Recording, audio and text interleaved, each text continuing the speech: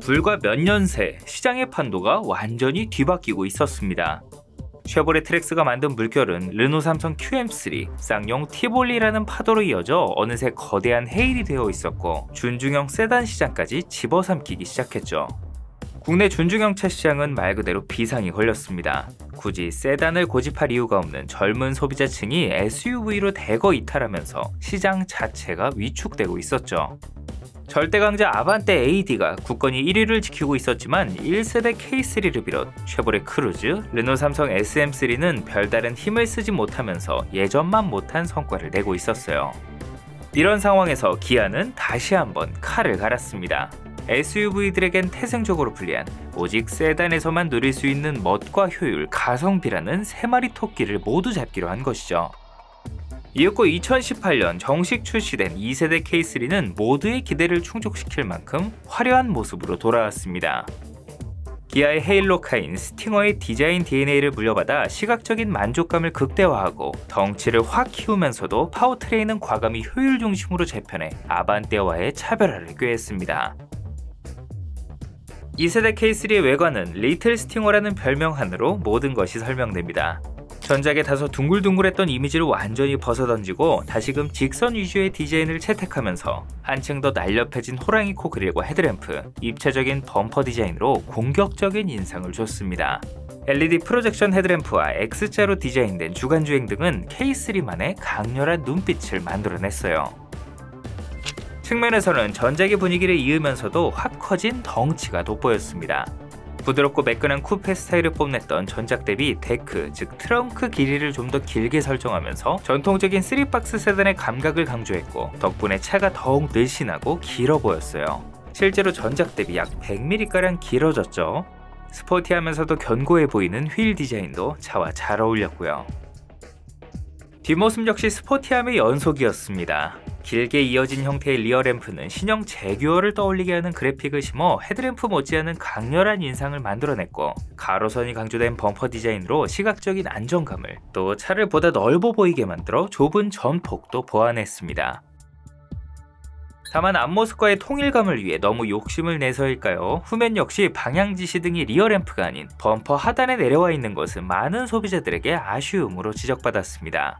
기타 SUV들은 그나마 차고라도 높으니 이해하고 넘길 수 있었지만 차고가 낮은 세단을 이렇게 만든 건 도무지 납득이 되지 않았어요. 납득이 안 가잖아, 납득이. 특히 후진 주차 시 기둥을 충격하는 등 간단한 접촉사고로 파손이 잦은 범퍼 모서리 끝에 이게 달려있어서 괜한 수리비가 발생하기도 했습니다. 실내는 전작에 난해했던 운전자 중심의 레이아웃을 과감히 버리고 쭉쭉 뻗은 수평형 레이아웃을 채택해 훨씬 넓고 안정적인 공간감을 선사했습니다. 부드러운 우레탄 소재의 적용 범위를 넓히고 버튼의 조작감이나 마감 수준 역시 동급 최고 수준으로 끌어올려 감성 품질 면에서도 업그레이드 됐어요. 양끝의 원형 에어벤트에서는 스팅어의 향기가 어렴풋이 느껴졌죠. 가장 먼저 눈에 띄는 것은 대시보드 상단에 돌출된 플로팅 타입 8인치 인포테인먼트 시스템.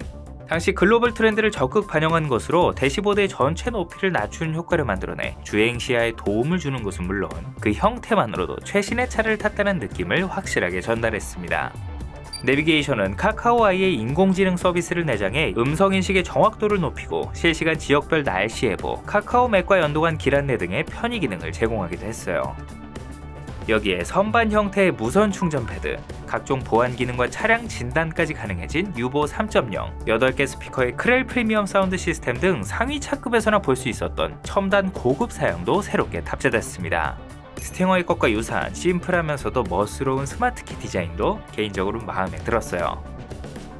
동급 최대 크기를 자랑하는 만큼 실내 공간 역시 동급 최고 수준, 웬만한 중형 세단들과 비교해도 꿀리지 않는 공간을 제공했습니다. 전작의 뒷좌석 폴딩 기능은 삭제됐지만 트렁크 공간 자체가 크게 늘어나 아쉬움은 크지 않았어요. 2세대 K3의 가장 큰 변화이자 논란의 중심은 바로 파워트레인이었습니다. 전작의 1.6L 직분사 엔진을 과감히 버리고 스마트 스트림으로 명명된 새 파워트레인을 탑재, 간접 분사 방식의 듀얼 인젝터를 적용해 효율을 높이고 내구성에 대한 우려를 불식시킨 1.6L 가솔린 엔진과 IVT 무단 변속기를 맞물렸습니다. 이 조합의 목표는 단 하나, 성능이 아닌 압도적인 효율이었어요. 그 결과 올류 K3는 리터당 15.2km라는 경이로운 공인연비를 달성하며 가솔린 기준 동급에서 가장 연비 좋은 차라는 타이틀을 획득하는 데 성공했습니다. 실제로 중장거리 위주로 다니시는 분들은 디젤 부럽지 않은 연비를 누리시기도 하죠. 하지만 스포티한 외관에 못 미치는 빈약한 출력으로 지적을 받기도 했습니다. 희한하게 신형이 나오면 나올수록 성능이 역행했기 때문인데요. 이 신형 MPI 엔진은 최고 출력이 123마력으로 이미 한 차례 출력과 토크가 낮아진 바 있는 직전 모델의 GDI 엔진에서 한 번 더 낮아진 모양새로 심장병 아니냐는 비아냥을 듣기도 했어요. 그래도 실제로 주행을 해보면 우려만큼 나쁘지는 않았습니다. 물론 경쾌함과는 거리가 있었지만 꾸준하게 또 정제된 반응으로 속도를 끌어올리면서 일상적인 주행에서는 부족함이 크지 않았어요. 오히려 이 정도면 전작의 140마력짜리 GDI 엔진이 뻥마력이 아니었냐며 역으로 의문을 가지시는 분들도 있었죠. 또 새롭게 탑재된 IVT, 즉 CVT는 무단 변속기는 이질적이다, 또 지루하다는 편견을 깨기 위해 가상의 변속 로직, 이에 더해 8단 수동 변속 기능까지 제공하면서 일반적인 다단 자동 변속기와 유사한 자연스러운 주행 감각을 구현했습니다.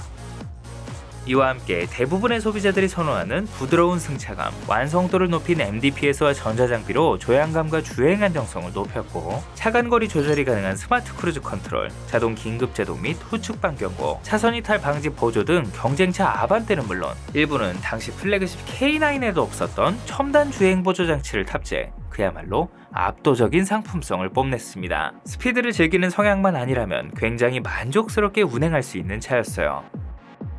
이후 연식 변경을 통해 선호도가 높은 옵션을 확대 적용하는 등 자잘한 상품성 개선이 이루어졌는데요. 출시 초기에는 차선 이탈 방지 보조 등의 핵심 ADAS 기능이 드라이브 와이즈라는 패키지에 묶여 있었지만 2019년형부터는 아예 기본 사양으로 적용, 안전에 민감한 소비자들에게 어필했습니다.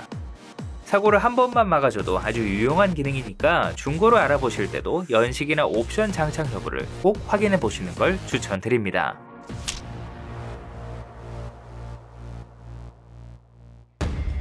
인간의 욕심은 끝이 없습니다. 노말 세단의 파워트레인에 실망하는 소비자들이 있을 거라는 걸 이 회사가 모를 리 없었겠죠. 기아는 1세대 쿱과 해치백의 명맥을 잇는 고성능 모델 K3 GT를 선보였습니다. 앞서 아반떼 AD의 고성능 모델 아반떼 스포츠가 전문 매체와 매니아들의 찬사를 받자 이번에는 기아로 향한 소비자들의 기대에 대한 화답이기도 했죠. GT는 현대차의 N9에 대응하는 기아의 고성능 브랜드로, K3 GT는 아반떼 스포츠가 그러했듯 단순히 파워트레인만 바꾼 것이 아니라 내외관 디테일과 하체 세팅, 새로운 5도어 해치백 모델까지 함께 출시하며 스타일과 실용성, 운전 재미를 모두 원하는 소비자들을 공략했습니다.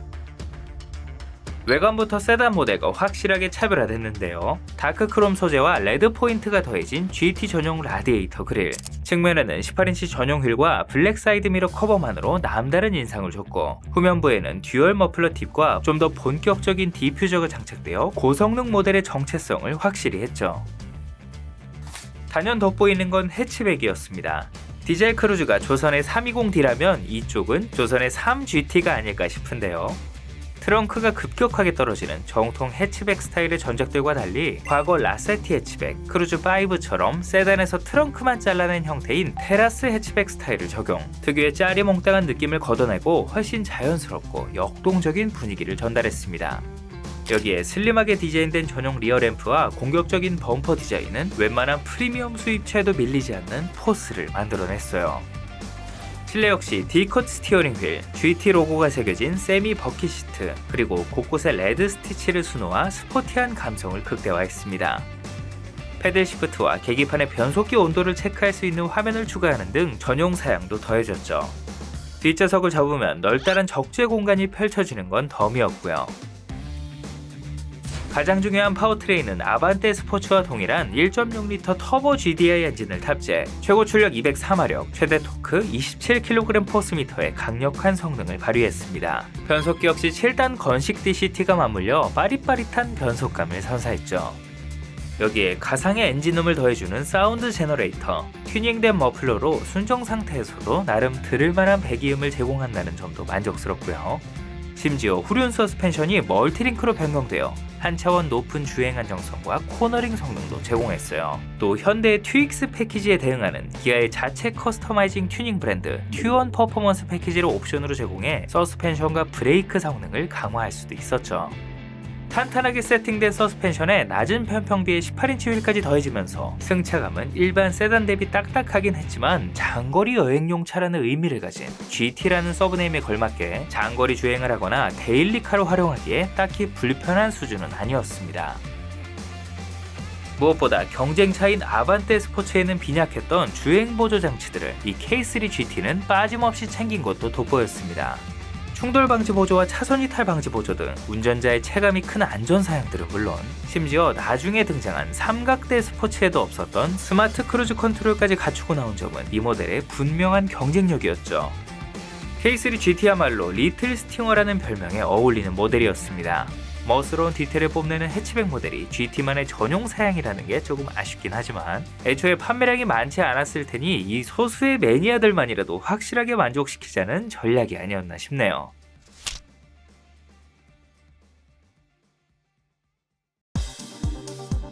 (2021년에는) 실내외 디자인을 변경한 페이스리프트 모델 더 뉴 K3가 출시됐습니다.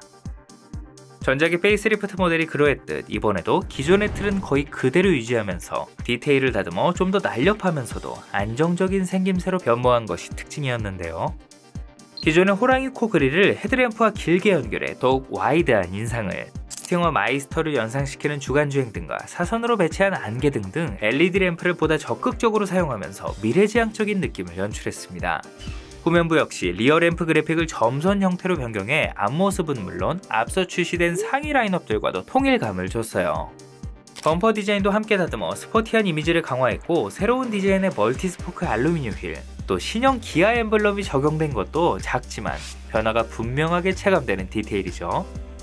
상위 트림에는 MFR, 반사판 타입의 LED 램프가, 하위 트림에는 프로젝션 타입의 할로겐 램프가 들어가는데 개인적으로 이쪽도 눈동자가 꽤나 또렷하고 멋스러워서 딱히 빈약해 보이진 않더라고요. 달라진 16인치 휠 디자인도 예쁘고요. 비슷한 사례로 2세대 더 뉴 K5도 경우에 따라 택시나 렌터카로 많이 쓰이는 하위 트림이 더 멋져 보이기도 했어요. 다만 아쉬운 점도 있었습니다. 직전 모델에서 지적받았던 범퍼에 붙은 방향지시 등. 앞쪽은 다행히 헤드램프와 통일하면서 깔끔하게 해소했지만 앞뒤 둘 다 수정하기에는 자존심이 허락을 안 했는지 리어 범퍼 하단의 방향지시 등은 이번에도 그대로 남겨뒀다는 점이었어요. K3 GT 역시 달라진 전면부를 공유했습니다. 단 이 모델부터 판매량이 저조했던 세단 GT는 삭제됐고 5도어 해치백 모델만 판매됐어요. 실내 역시 기존의 레이아웃을 그대로 유지하면서도 사용자의 손과 시선이 머무는 곳들을 최신 사양으로 업그레이드해 변화를 체감할 수 있도록 했습니다. 다소 칙칙했던 브라운 대신 화사한 오렌지 브라운 인테리어 컬러가 새롭게 제공되면서 산뜻함을 더한 것도 눈에 띄는 부분이었어요. 또 최신 차량의 느낌을 주는데 디스플레이만큼 효과적인 게 또 없죠. 무선 업데이트를 지원하는 10.25인치 대화면 내비게이션이 탑재됐고 계기판 역시 풀 디지털 클러스터가 적용돼 풀체인지를 이룬 아반떼에도 밀리지 않는 첨단 감각으로 무장했습니다. 후방 카메라, 폰 커넥트 기능만 간편하게 이용할 수 있는 8인치 디스플레이 오디오 옵션도 신설해 합리적인 구성을 원하는 소비자들을 만족시켰습니다. 이에 더해 전자식 주차 브레이크, 단짝인 오토홀드 기능과 함께 정차 및 재출발을 지원하는 스마트 크루즈 컨트롤, 차로 유지 보조 등 주행 보조 시스템 역시 최신 사양으로 업데이트되어 운전 편의성도 비약적으로 향상됐습니다. 파워트레인은 기존의 스마트 스트림 1.6L MPI, IVT 조합과 GT 모델의 1.6L 터보 GDI, 7단 DCT 조합을 그대로 유지했습니다. 이미 시장에서 효율성과 성능을 검증받았고 풀체인지된 경쟁차 아반떼 역시 동일한 파워트레인을 탑재했기에 아쉬움은 크지 않았죠. 놀랍게도 주력 시장 중 하나인 중국에는 플러그인 하이브리드 파워트레인까지 존재하는데 아반떼 하이브리드와의 판매 간섭을 의식해서인지 국내에는 출시되지 않았습니다. 이후에는 자잘한 연식 변경을 통해 편의 및 안전 사양을 적극적으로 확대 적용해 상품성을 유지하는 데 주력했습니다. 2023년식부터는 검게 칠한 알루미늄 휠과 사이드 몰딩, 리어 스포일러 등을 부착해 차를 좀 더 스포티하게 꾸밀 수 있는 블랙핏 패키지를 제공하기도 했어요. 2세대 K3는 출시 직후부터 연간 4만 대 이상 판매되며 존재감을 드러냈습니다. 아반떼를 능가하는 빼어난 디자인과 뛰어난 연비, 차급을 뛰어넘는 풍부한 옵션은 오래전 2세대 SM3가 막 등장했을 때처럼 중형차를 고려하는 소비자들마저 눈여겨볼 정도였어요. 특히 가장 큰 경쟁차였던 아반떼가 갑자기 찌리리공으로 변해버린 것과 골칫거리였던 쉐보레 크루즈, 르노 삼성 SM3가 연달아 퇴장하면서 상황은 K3에게 유리하게 흘러갔습니다. 하지만 그 행복 오래가지 않았죠. 2020년 압도적인 디자인과 상품성, 최신 플랫폼으로 무장한 7세대 아반떼가 등장하면서 K3의 입지가 급격히 좁아졌습니다. 페이스리프트로 상품성을 보강했음에도 아반떼와의 격차는 더욱 벌어졌고 설상가상으로 같은 집안 소형 SUV들에게 팀킬을 당하면서 판매량이 급감했죠. 멋스러웠던 K3도 컨셉트카 같은 신형 아반떼 앞에서는 그저 무난하고 보편적인 세단일 뿐 대다수의 소비자들은 아반떼의 신선함에 이끌렸습니다. 그래도 출시 후 얼마 지나지 않아 불거진 반도체 수급난으로 아반떼가 잠시 주춤하면서 얼떨결에 반사이익을 얻기도 했고 MD 못지않은 CN7의 파격으로 부담스러움을 느낀 일부 소비자들과 가성비를 원하는 소비자들이 K3를 찾으면서 단종 직전까지 월 1,000대 이상의 판매 실적은 꾸준히 기록했습니다. 하지만 성에 차지는 않았겠죠. 결국 2024년 3분기를 끝으로 단종 절차에 돌입, 아쉽게 마침표를 찍었습니다. 여담으로 중고차 시장에서도 전작만큼의 환영을 받았습니다. 호불호 갈리는 구석도 없었고 아반떼 AD와 비슷한 가격에 더 넉넉한 공간과 풍부한 옵션을 누릴 수 있기 때문이었죠. 특히 파워트레인이 GDI에서 MPI로 변경되면서 1세대의 고질병이었던 엔진 문제에서 비교적 자유로워졌습니다. 다만 이번에는 변속기가 말썽이었는데요. 자연흡기 모델에 탑재된 초기형 IVT 무단 변속기에서 간헐적인 소음이나 울컥임, 심한 경우 RPM이 불안정해지며 정상적인 주행이 되지 않는 등의 문제가 보고됐습니다. 소프트웨어 업데이트로 일부 문제는 해결이 됐습니다만 변속기 교체를 해야 되는 경우 수백만 원의 수리비가 청구되니 이 부분의 문제 여부를 살펴보는 것이 가장 중요하겠습니다. 아시다시피 변속기의 오일도 엔진 오일처럼 주기적으로 점검 및 교환을 해주셔야 되는데요. 이 무단 변속기 차량들은 일상적인 주행 시 무교환, 즉 교체를 안 해도 된다고 알려진 경우가 있는데 대부분의 고장 사례를 참고해보면 무교환이라는 개념은 없다는 것이 사실상 정설입니다. 심지어 보통의 다단 자동 변속기보다 짧은 4에서 5만 킬로미터의 교체 주기를 가져야 한다는 것이 공통된 이야기니 동호회나 차량별 커뮤니티를 참고하시면 됩니다. K3 GT도 건식 7단 DCT를 장착하고 있으니 관리 내역이나 변속기 컨디션을 점검해 보시는 게 필요하겠고요. 한편 2세대 K3의 글로벌 성과도 훌륭했습니다. 특히 주력 시장 북미에서는 경쟁차 중에서도 돋보이는 스포티한 디자인과 풍부한 옵션, 뛰어난 가성비로 첫 차를 찾는 젊은 소비자들에게 많은 인기를 끌었습니다. 2024년에는 무려 13만 대에 가까운 연간 판매량을 기록하면서 정점을 찍기도 했어요. 같은 해 국내에서는 판매량 부진으로 단종이 됐는데 참 아이러니하죠. 이 밖에 다들 아시다시피 후속 모델도 버젓이 존재합니다. 2024년 뉴욕 국제오토쇼에서 공개된 K4가 바로 그 주인공이죠. 앞서 준대형 세단 K8에서 썼던 전략을 그대로 사용해 기존에 쓰던 이름을 버리고 상위 모델인 것처럼 느껴지게 만들었고 글로벌 시장에서도 K 브랜드를 쓰기로 결정하면서 K4라는 이름으로 판매되고 있습니다. 기아의 최신 디자인 언어인 오퍼짓 유나이티드 철학을 극단적으로 반영해 EV4와 K5를 합친 듯한 파격적인 패스트백 스타일, 또 해치백으로 이원화해 디자인됐습니다. 실내도 수평형 레이아웃을 통해 최신 기아차 특유의 깔끔하고 모던한 분위기가 돋보였어요. 하지만 안타깝게도 이 멋스러운 K4는 대한민국 시장에 출시되지 않았습니다. 이유는 명확합니다. 앞서 언급했듯 국내 준중형 세단, 더 나아가 세단 시장 자체가 SUV의 공세에 밀려 그야말로 고사 직전이기 때문이에요.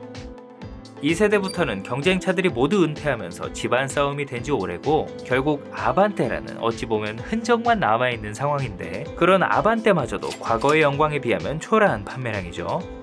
기아 입장에서는 막대한 비용을 들여 K4를 국내에 출시하고 마케팅을 하느니 그 자원을 이미 검증된 셀토스 같은 SUV나 EV 라인업에 집중하는 것이 훨씬 합리적인 선택이었던 것이죠. 지금까지 기아의 준중형 세단 K3에 대해 알아봤습니다. K3는 기아 자동차에게 단순한 준중형 세단 그 이상의 의미를 갖는 모델이었습니다. K5와 소나타의 경쟁이 그러했듯 K3와 아반떼의 치열한 경쟁은 서로를 발전시키는 원동력이 됐고 보급형 아반떼라는 꼬리표가 따라다니던 과거의 서름을 완벽하게 떨쳐내고 K 시리즈의 부흥을 완성한 모델이라는 점에서 특별하죠. 한때 진정한 국민차의 대명사였던 준중형 세단. 이제 우리는 아반떼라는 단 하나의 선택지만을 갖게 됐습니다. 그 뜨거웠던 전쟁터에서 홀로 남은 아반떼를 보니 소비자로서 왠지 모를 아쉬움과 씁쓸함이 남는 건 어쩔 수 없는데요. 유행은 돌고 돈다는데 다시금 준중형 세단, 아니 세단 시장의 붐이 일어날 수 있을까요? 여러분들의 기억 속에 K3는 어떤 모델인가요? 다음에도 흥미로운 이야기로 돌아오겠습니다. 사소하지만 궁금한 자동차 이야기, 멜론 머스크였습니다.